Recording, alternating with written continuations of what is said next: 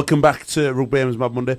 Adam Blackburn, big up yourself. You seem to be the only person having problems tonight with the listening to the show. But if anyone's got any problems, please email chewdog@rugbyam.co.uk and he'll send you a voucher for free fish and chips at Wilson's Fisheries in Pudsey. Cheers, mate. It's costing me a fortune, this. I'm just saying. Hashtag just saying. Have we got to mention Keith's charity do as well? Oh, yes. Go on. Who wants to talk about it? You do it, Johnsy. You're his friend. Friend. Go on, I'll let Ty do it. He seems like he's very... look at him. Getting the text up. Keith's mourning as well. That it's cutting out a little bit. I think he's just won't pay for broadband. He's listening on 3G. But we promised him we'd do this tonight. Have you got the details for us, Ty? I have, yeah. It starts his marathons, 4 marathons in 4 weekends in April. It starts on Sunday in Manchester for the Laura Crane Youth Cancer Trust. If you want to donate, you can text Keith, that's KEEF 14. Is that right? 144? 144 to 70070. I'm going to donate £1 now. Good lad. I'm just going to ball out. Maybe I'll do a tenner. I think it's Keith 14 if Keith texts us back. God knows. I think the idea is it's Keith 14 followed by 4 for £4. Followed by 4 for 4. Ah. So it's Keith 14. So minimum £4. So if you wanted to donate £10, it'd be Keith 14 10. Ah, I get you. Or, failing that, you can go online to virginmoneygiving.com/Keith Senior. I'll do a little write-up for the website tonight and put links on there so everyone just go to rugbyam.co.uk. If you've got any problems listening to the show, please, we've upgraded the broad. We've done everything we can right now. We're just going to keep trying to improve things. Jonesy, 1%ers. Every week, Paul. Start bang on 7 o'clock next week. Mate, do you like the mics? The mics sound a lot better. The mics are awesome. Brilliant. It's upheld the chewing gum amnesty, so I don't get any of it stuck in them. But they're awesome. Did you do an unboxing? What's that? On YouTube, right, it's people who've got thousands and thousands of followers because they get gear like this, like Oh, microphones, yeah. and they unbox them and just do it dead slowly and talk about it. And people love it. I'll do it. I'll pack one up and unbox it. Unbox it. Just for you. And do a review. And then you'll get. Is that what you meant? I didn't get it. Get a lot of tech people then for looking at. I'll do it in a really rubbish voice, like, this is my Rode NT1. It's my new mic for the radio. That's what they all talk like on YouTube. My son watches Minecraft tutorials. Should I be worried? Is this a problem? I'm a bit Do I worried. do it as well? Jamie Peacock's lad does it, and it's like they're being taken over by aliens, and they're having to watch it, and they're being mind melded. And he'll sit there from 10 a.m. till 3 o'clock in the afternoon if I let him. He's got it upstairs. Just go play on it. Exactly. This is what I don't get. They're not playing on it. They're watching middle-aged men playing on a game and talking about it. But they're like people with what kind of middle-aged man plays a kid's computer game? Well, that's not FIFA. The guy who invented it, it made millions. It's like a silly 8-bit type 3D square blocky thing where they build a universe. Just people's desire to want to build and create, mate. We're all creating. Yeah, I suppose there is kind of, in the image of God, we like creating stuff, pal. That's what it is. And Amen. I'd just rather him play on his Xbox that I got him for Christmas. It's cost me however many hundreds of pounds than a flipping £10 game that he downloaded off of from. That looks like it's from 1982. Anyway, what's next? Try me. This is the game for anybody who doesn't know. It's cult. It's got a cult following. Tonight, Brett Ferres will play Luke Robinson. I'll call you Adam Robinson then. Luke, big. Yeah, how big? He's a big lad. Luke Robinson will play Brett Ferres, and the loser has to let the winner send a tweet that stays on their phone for 24 hours. Are you both up for playing? Yeah. Yep. Are you both going to bag each other to death if you win? Yeah, I'm trying to think of one. I'm trying to think of what I can put already. We've got one rule about the tweet. As long as it's nothing that's going to get either of you sacked. Yeah. Sacking is not an option. In trouble with the missus, fine. In trouble with your mum, fine. Just not sacked. Yeah. Right, so we'll start off. So tonight's guest, Brett Ferres, has scored 63 Super League career tries. Is that it? 63. How old are you, Brett? 26. Real age. 27. Yeah. 27. He's 27. Yeah. But has Rhino superstar Tom Briscoe scored more or less than Brett. Ooh. What do you reckon, boys? Now, So don't forget, Tom's it's on only a you. young lad. Am I against him here? Yeah, you two guess. You can guess the same because it's a tiebreaker. So you've got to do what you think. So has Tom Briscoe scored more or less tries than Brett? I'm going more. He's scored more. I'd go more. I'd go more. I know he's only young, but I bet he's You'd more. both be right. One apiece. One each. 85 he Ooh, scored. 85. So I was quite I surprised. can't believe how many Keith scored, like 263 or something. Mad. Can you see I it? didn't play for about 3 He's years. in Guinness Book of Records, mate. Is it? Yeah, from about 2010. One of the worst moments of my life, seeing him in that. In the Guinness Book of Mate, Records. We used to get it every Christmas, like, and that, like flicking through it, and I saw Keith Senior in it. That's awesome. What for? Something like the most Super League, something I don't know. With consecutive games or Something like it, or tries. I'll have to get it. Bring it next week and we'll have a look at it. Yeah. I think, is it not for Super League appearances? Has he not got about I'm sure 426? 60 odd, 460 odd he's got. He's not No, got- because Kev was going to No, I'm sure beat there's that. tries. It's something to do with tries. Is it? Up to that point, anyway. I'm sure he'll fill us in. Yeah. So anyway, Tom Briscoe has got 85 career tries, but his fellow giant and man of steel Danny Brough scored more or less career tries than Tom Briscoe. Are we including York and stuff like that? Just Super League. This Oh, is right, Super that's League from that only. then. Less. Well, it's been at all. Cass. 85. Yeah, less. Both going less. Yeah. Two apiece. Two apiece. Good. Good. Keep copying me. No, he spent a lot of time. Well with thought out York. answers these. York with Jones-Buchanan played as well. He's spent a lot of time down there, hasn't he? They've never been in Super League. That's what I mean. So, sorry, I've lost myself. So Danny, This is a full Question day's three. work. Question 3. Tudor takes a full day's work off yeah, and does this game on a Monday. This is impossible. so, oh, God. It's because of how I've written it, you see. So Danny Brough has scored 47 career tries, but as veteran fullback Brent Webb scored more or less career tries than Danny Brough. I'll go first time then. Ooh. How long has he been over here? Webby come over in 2007. That first year, 7. Yeah, unbelievable. And we Less. had- so you're saying less? I'd have said less as well.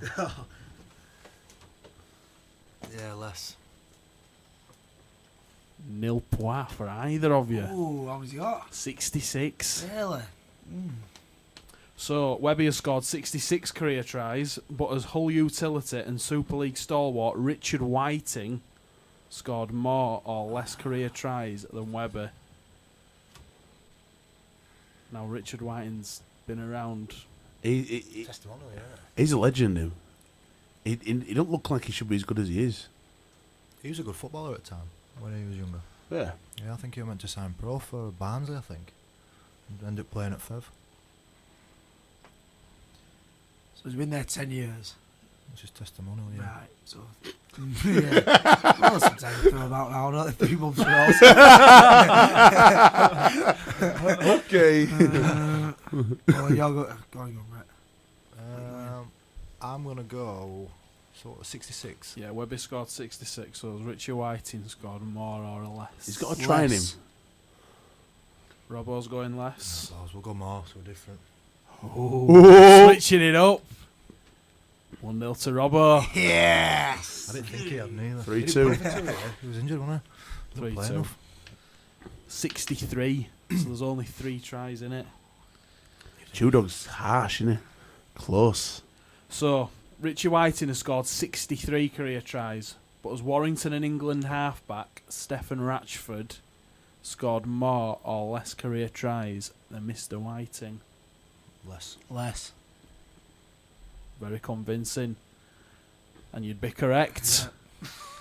And would you believe that is the end of the game? So, Oh! Get your you phone are out, the Ferres. winner. Ooh, get phone out. Get your phone out, our kid.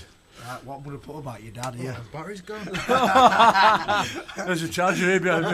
Yeah, we've got a charger. Don't worry about that, mate. Not a problem. Right, moving swiftly on tonight, we're gonna bit of a talking point. We're gonna look at talking points within the game.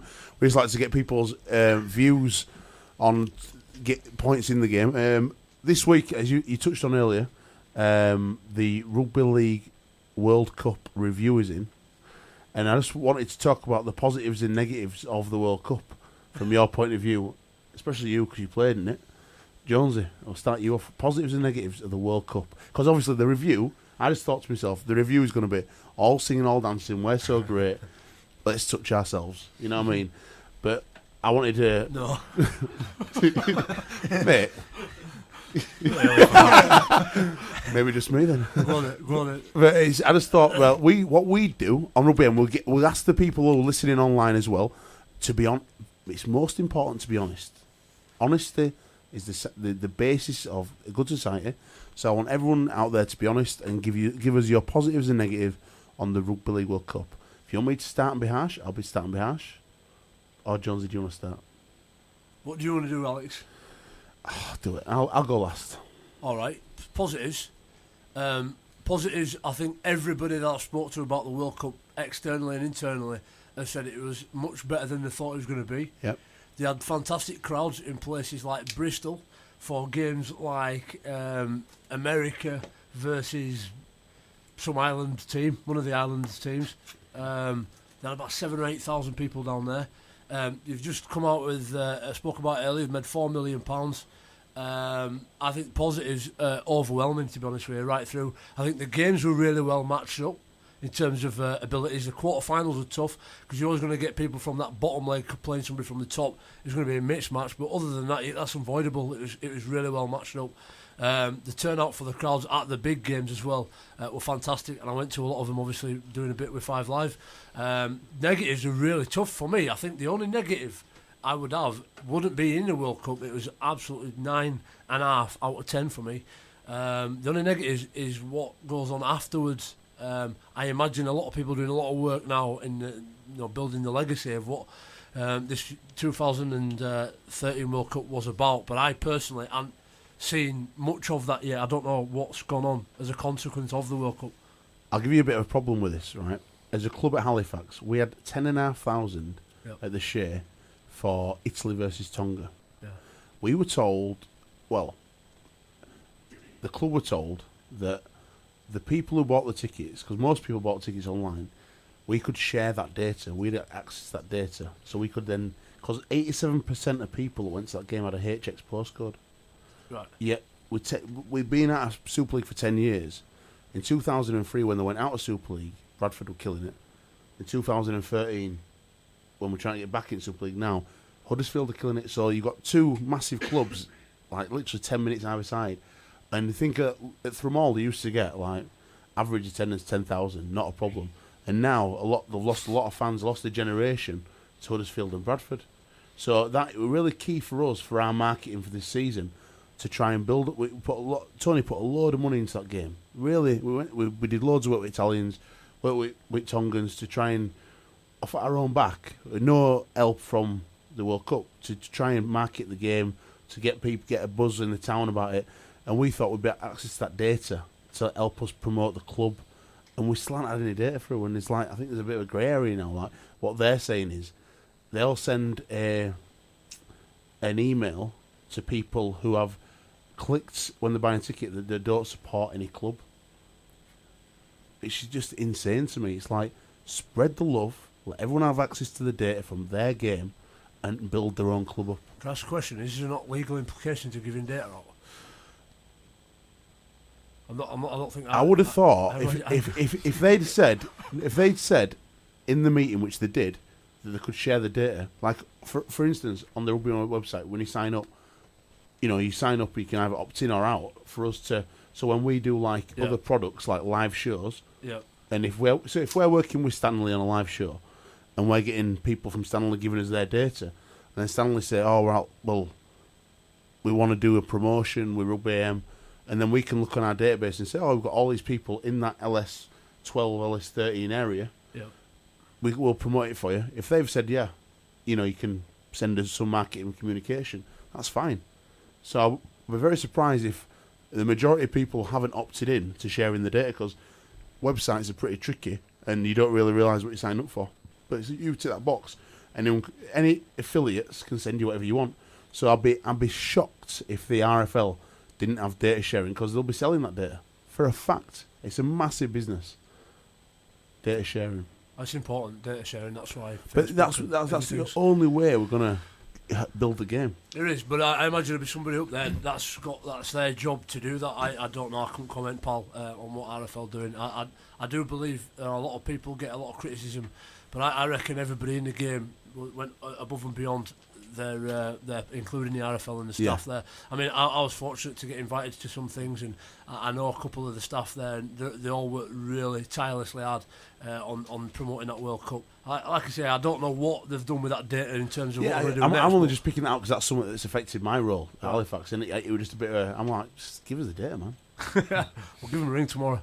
I wouldn't don't worry about that. What else is it? For me, personally, the only thing that when I go negative for World Cup is that I felt that because of the spectacle we had, we should have shown every game on BBC to spread the game and to get more people seeing the game of rugby league.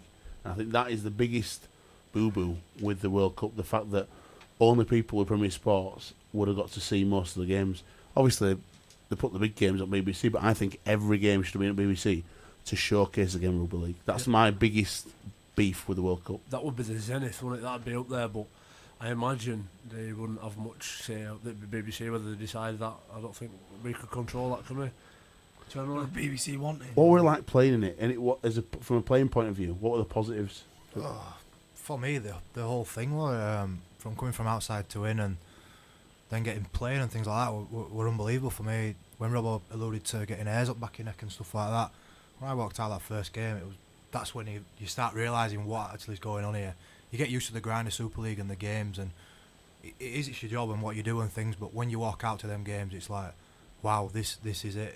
This is where it all begins, and this is what you wanted for so long. And I think the experience from playing from that will never be top for me personally. I probably won't get another World Cup in me, but it was unbelievable. Just like going out with the other players and playing the calibre of players who you watch on telly week in, week out in the NRL, it was fantastic, yeah. What were your favourite moment in the World Cup? I think probably it was the little chat with Steve Mack, to be fair, from going from you're on your way home to you're in the squad to you're starting. It was like, right, so let me get this. Who did you like overtake? Because obviously there's like 2 second rows, Gazok and then someone else in front of you. Gazok, Liam Farrell, Ablett, Benny Westwood, they was all in the mix obviously, and I think Sam was obviously there as well. Sam Burgess were playing in the back row at the time. Lockers was maybe a doubt, maybe to play loose forward or not, and obviously that jigs thing is about. So to come from nothing to everything starting to start, it was like. So you had a great World Cup. You were one of the stand-up players. Steve Mack. I interviewed Steve Mack, and that's going to go on the website next week. And he actually said in his interview how impressed he was with you. I enjoyed it. It's like I said before, it's an opportunity. You get given an opportunity, and it's up to you. You make a choice and a decision to grab that opportunity, and that's all I wanted to do in that World Cup. And I've been a Super League player for 10 years now, and I think I've done all right. But once you get in that international setup, it's about taking your chance, and them opportunities don't come around often. So I just wanted to make the most of it, and gratefully accepted it. Was that little chat you had with Steve Mack, was that just after 5 minutes after you told him they'd all just been out? No, I'd just been sent down to get the drinks, so I thought, right, this is perfect opportunity here. Go to the bar. Just wait a minute. Guys, go to the bar, pick up the drinks up, go to the toilet. I'll pay a tab, it's no worries, you're alright. But no, it was fantastic. From a player's perspective, I don't think it can be topped. I think when people talk about it and the expectations they had for it, they probably weren't where they were meant to be and what were expected, but I think it exceeded expectation. And for me, the only negative was the final result for England as a club and a nation. That was probably all the negative for me. I mean, I watched the game with Tom and George here at my house, and absolutely could watch the final. And just before they were showing George's tackle, he was sat there. Me and Tom just laughs at him. Like, yeah, good tackle, lad. Yeah. Like I've not watched the game back. I didn't watch the final. We had a meeting with England, the World Cup squad who's still left of it over here. Obviously, minus the Aussie boys and stuff. We had a meeting a couple of weeks ago, and and reviewed the game as such. And it was tough. It brought back the memories that you didn't really want to see, and that, and it were hard, and it didn't look any better when you watched it again. But it's something I won't be watching again. What a performance for England, though. It's great, isn't it? It's what everybody wanted. That's what people expected and wanted to see, and probably believed that wasn't there, and we weren't capable of it as such. But I think we exceeded the expectation, and that's what should be required from an England squad. I think you're right, Jonesy, because one thing when I saw it over at Roosters, they really celebrate achievement. And to me, I'd have had like a lot of propaganda out with pictures of the England boys lined up for that, for the final at Wembley, for the semi-final. Because that's like, even though the result wasn't what we wanted, it kind of surpassed that because it felt like a win anyway. And I know it probably didn't to you, but from my point of view, it was like, as a fan of England, seeing that game, and I was so happy that I thought we were a better team on the day, and I thought we deserved to win. And I'd have been celebrating that anyway, and just saying, look, get behind Rugby League, get behind England, because there was such a good feeling about the whole sport after that result. And it'll carry on for a long time. People will remember it. But they'll only remember it if you bring it to life through if you look at the I've got some wicked stuff from Roosters, like the branding for everything they do this year is all about the win they had as the premiers, but it's consistent for everything, and you need to use those images to keep triggering that positive feeling. And I think they need to get a little bit smarter with the marketing. I think there will. I mean, there will be a lot of images, the positive images that they will use when they want to promote competitions coming up. But there's not one over here for a while. What do you think there should be more international games? Robert, what do you think at World Cup? I'll be honest, mate. I spent a lot of time with family during that time, so I didn't see many games apart from Scott Griggs and Liam Finn played on our amateur team. So all those ex-Siddle lads got together and went over to Ireland to watch them. Watched about 20 minutes, and then that's all I can remember. It was a great time over in Ireland. I think I agree with everything they said about it. I think the game, the World Cup probably exceeded everyone's expectations. The bits I did watch, and I would have liked a little bit more media coverage, like you spoke about, whether it's through the sort of national newspapers down south or whatever. But it's the sort of same old adage, really. We just can't get column inches. Can't get column inches, can we? Really, And it's been Rugby League's downfall for the past 10 years, and I'm not sure how you can fix it. You've got more people watching it. People are interested. If there's a demand, it'll get provided. It'll get supplied. That's the problem. It's not the supply first. You've got to have the demand first. So you've got to. We can't moan about it. You've got to get more people watching the game. Right, we're going to play a game. I think that's a very honest World Cup review. We should write that up and send it out on the website. I'll write that up and we'll put it on the Rugby AM official World Cup review. In April.